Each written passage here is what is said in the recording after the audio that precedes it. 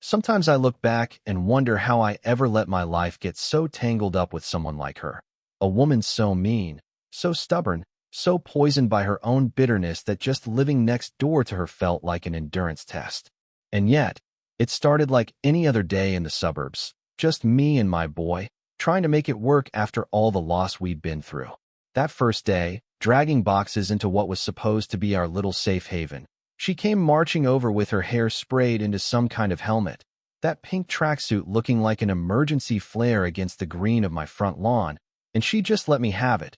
No introductions, no welcome to the neighborhood.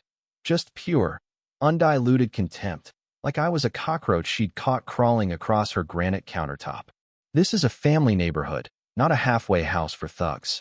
Your kind shouldn't even be allowed to raise children. Yeah, that happened. And you know what? For a second, I couldn't breathe.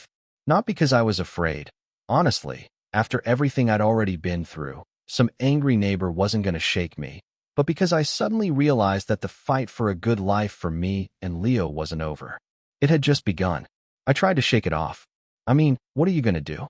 I figured if we kept to ourselves, mowed the lawn, smiled and waved, maybe she'd get bored and move on. But some people, they feed off this stuff. For a year, it was low-level warfare.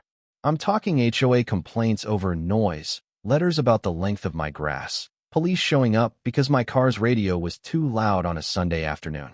She'd peer out her window like some kind of vulture whenever Leo had a friend over. But we ignored her. We lived our lives. Leo is a good kid, smart, a little goofy, wears his hair in these awesome dreads that he's been growing since middle school. After his mom passed, I promised myself he'd always have a safe home. This place was supposed to be it. Then came the heat wave.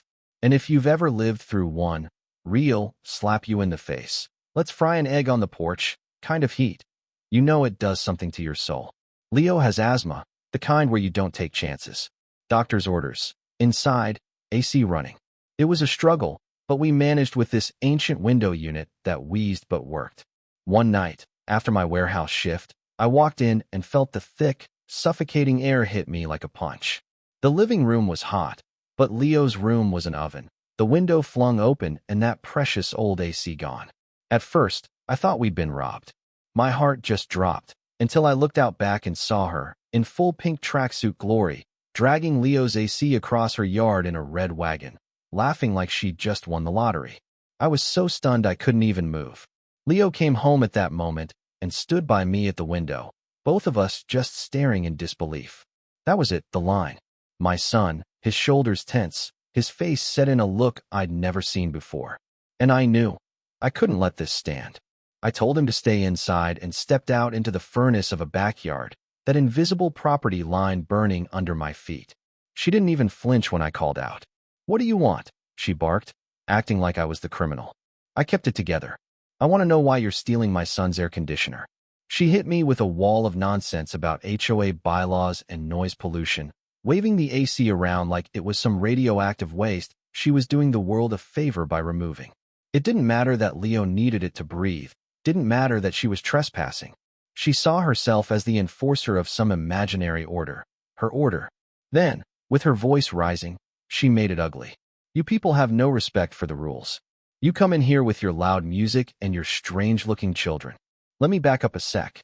There's a kind of cold anger that settles in when you realize someone's hate is bigger than any logic, bigger than any law." I tried to reason with her, but the next thing I know, she's on the phone, dialing 911, turning on the waterworks, shrieking about a large aggressive man and his delinquent son. The police show up, 4 of them, lights blazing. She runs to them, sobbing, spinning the story backwards. And suddenly, I'm standing there, hands on my head, my kid watching from the porch, the cops all but ignoring the evidence in her little red wagon. "Sir, we're going to need you to calm down." They didn't even bother to check the window she'd ripped the AC from. Didn't ask to see Leo's prescription. They just wanted us to go away, to stop making trouble. The injustice sat on my chest like a stone. That night, we left for a cheap motel with a working AC unit. Leo clutching his inhaler, me staring at the ceiling, promising myself I was done being the reasonable one. Done hoping things would get better if we just kept our heads down. The next days were a blur of calls to insurance, the HOA, anyone who might help. All I got was a mess of buck passing and dead ends. Take it to small claims court. That's not our responsibility. No one wanted to step in. But then, twist number one, things got even uglier. Child Protective Services showed up. Someone had called in an anonymous tip about a neglected asthmatic child living in unsafe conditions. They knew the details, about the AC, about his health. There's only one person who could have made that call. For an hour, they walked through my house, checked every closet and drawer, looked at Leo's room, his clean sheets, his books. I showed them the hotel receipts, the police report, the scuffed window where the AC had been ripped out. Leo, scared but steady, told them the truth. In the end, CPS saw it for what it was, a weaponized report by a hateful neighbor. But that doesn't mean it didn't leave a scar. Leo grew quiet. He started asking me if they'd come back, if we'd have to move again. I was running out of options, running out of money. Then I got a free legal consultation through work. Mr. Peters, the first person who seemed to really care. You've got a case, he told me. A big one. For theft, for emotional distress, maybe even for discrimination if we can prove it.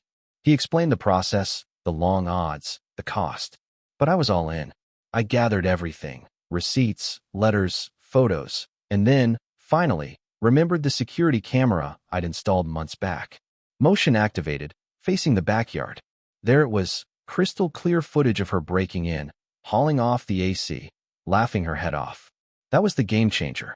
Mr. Peters filed suit, filed for a restraining order. The next day, her lawyer hit back with a cease and desist, accusing me of harassment and even dragging Leo into it, calling him a public nuisance and making coded threats about gang activity. If you've ever had someone attack your kid, you know the kind of fury that lights up inside you. We doubled down. In court, Mr. Peters was a machine. He played the video for the judge, presented the CPS findings, and painted the whole twisted campaign for what it was, a calculated attempt to drive us out. The judge saw right through her. The restraining order was granted. She was told to stay away, no more calls, no more letters. And yet, she kept at it. Anonymous tips to Leo's school, rumors about drugs, anything to paint us as criminals. But each move only dug her hole deeper. Twist number two. Her own daughter, Sarah, showed up at my door one evening, apologizing for her mom, handing me a fat envelope of evidence. Emails, recordings, proof that this wasn't the first time her mother had gone on a hate-fueled crusade against a neighbor. She handed me the last puzzle pieces we needed for a civil rights claim. Suddenly, her lawyer dropped out, her insurance company abandoned her, and she was left flailing, her whole campaign of hate collapsing under its own weight. You know what's wild? The settlement offer that came next, her house. The very house from which she'd launched every miserable attack. Leo, God bless that kid. He said, let's give it to the Garcias, the family she'd run out of her old neighborhood. We tracked them down, offered them the house, and watched the whole block come together to renovate it, fill it with laughter, erase every trace of her poison. That's what community is. It's what justice looks like when you fight for it, when you refuse to let hate win. The criminal case ended with probation, fines, and mandatory counseling for her. Not jail, but she was done. And in the end, it was just me, Leo, and a neighborhood that finally felt like home. If you're wondering what happened after, I'll tell you. Leo became an activist.